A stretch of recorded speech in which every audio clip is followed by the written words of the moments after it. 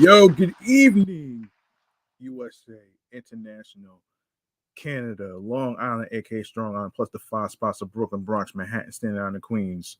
This is your man G Money Stacks, aka the Gregonator, creator, YouTuber, host with the most, misunderstood lonely nomad, the man who owns the back doors of the Q5 and N24 buses, and of course, Queens, New York native of Laurelton, Queens, New York.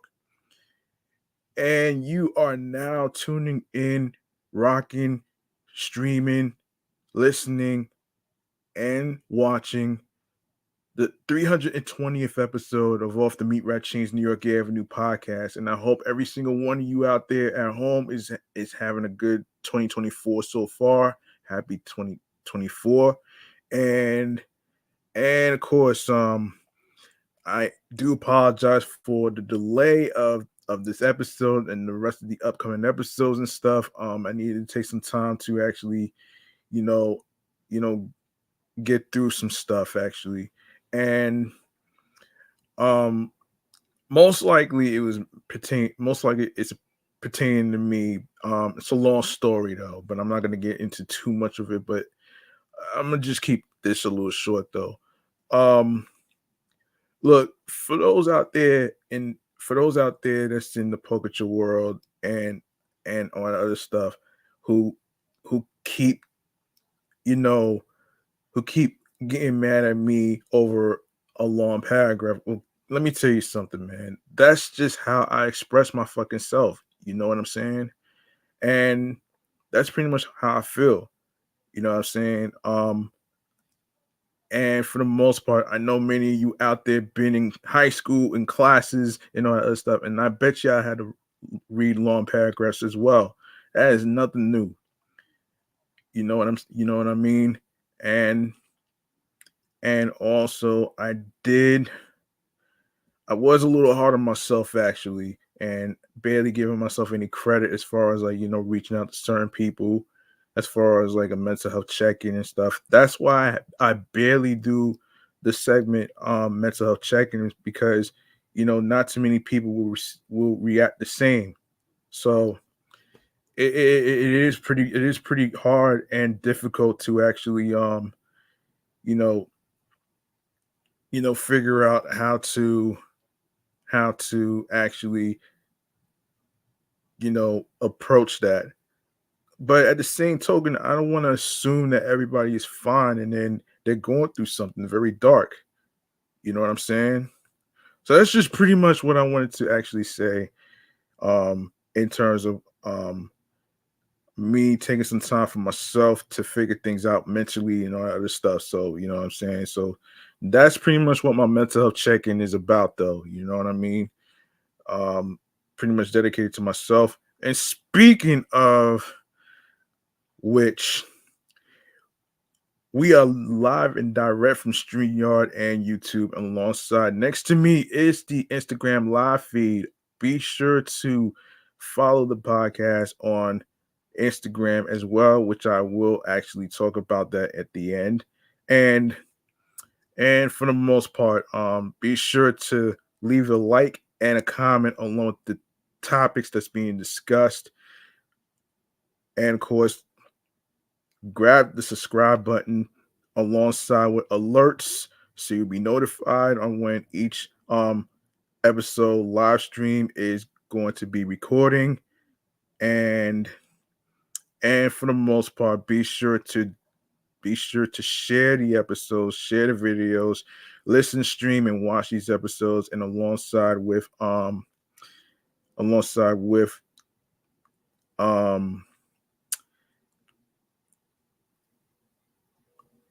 alongside with